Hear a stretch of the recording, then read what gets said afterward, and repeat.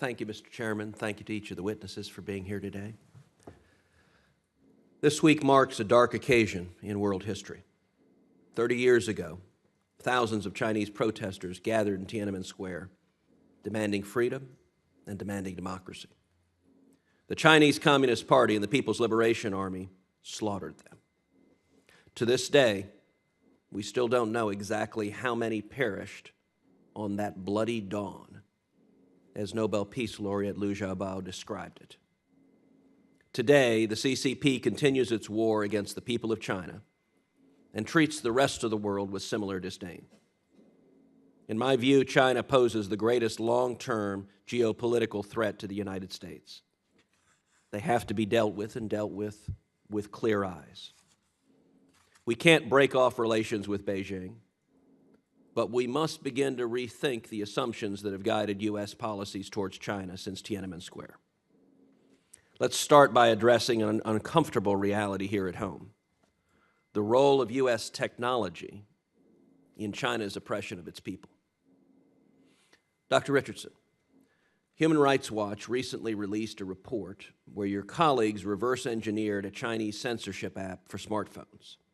This app, called the Integrated Joint Operations Platform, is a primary tool of mass surveillance in Xinjiang.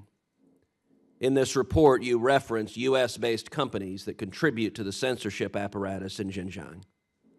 This week, I plan to introduce legislation, the Tiananmen Act of 2019, to restrict China's access to such technology. In your judgment, how widespread is U.S. technology in modern-day Chinese surveillance and censorship? Senator, thanks for that question. I wish I had a perfect answer to it. When we're done reverse engineering things, that's the next on our list of research projects. But I think the fact that we don't have clarity about that and that it's not easy to get clarity about that is a problem in and of itself. And we've discussed this morning the need for due diligence strategies from all manner of companies, whether they're tech companies, whether they're infrastructure, extractives, about what exactly the nature of their business is and how they can be sure they are not enabling or contributing to human rights violations. If you Google Tiananmen Square in China, do you learn anything about the massacre, about the slaughter? You see all the tourists, right? And the tourist pictures. But remember this, the Chinese government cannot really, not only sort of suppressing those discussions, they also guiding and inciting and sort of channeling the public opinion to the ideological foundation that's supporting the regime. Only under the fear and under such technology support that strategy is some kind of effective. But now we have a game changer, which is the new layer of the artificial intelligence, big data technology. Yes, US are still ahead of China on artificial intelligence, many areas, but not on implementations on facial recognition, not on voice recognition, not on some of the other metrics they're collecting, because China has a large set of data to training their algorithms to make the application much more precise and comprehensive and fast. And this is a danger.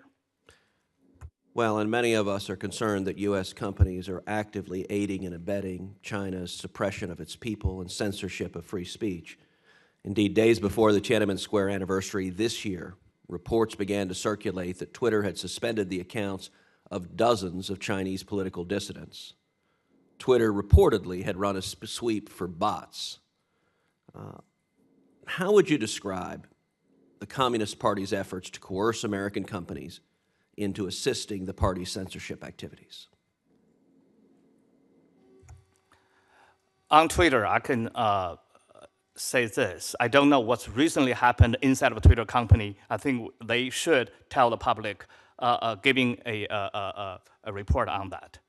But I do know that the Chinese espionage and intelligence communities have developed the tools, the technologies can infiltrate the Twitter, Facebook, Gmails, that creating face account, creating face tweets, and penetrating anybody's tweets account or Gmail account or Facebook account.